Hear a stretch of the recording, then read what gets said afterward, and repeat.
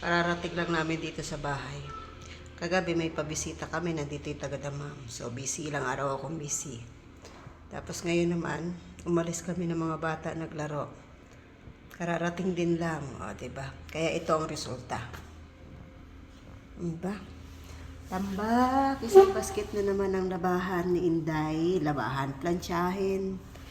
Oh, hindi ko na naman alam kung paano ko tatapusin. Kainaman na. Diba?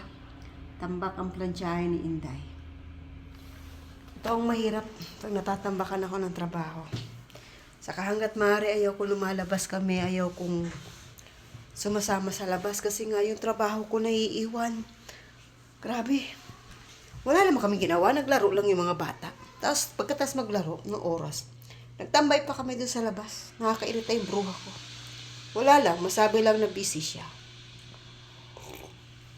Sabi ko, maiwan na lang ako. Kasi yung plansyahin ko nga, isang katerba mataas pa sa akin. Ayaw.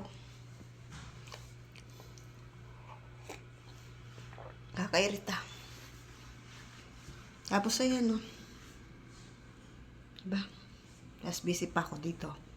May bisita pa siya na dito yung pamilya niya. Yung plansyahin ko, ayan. Kape muna. Sakit ang aking ulo.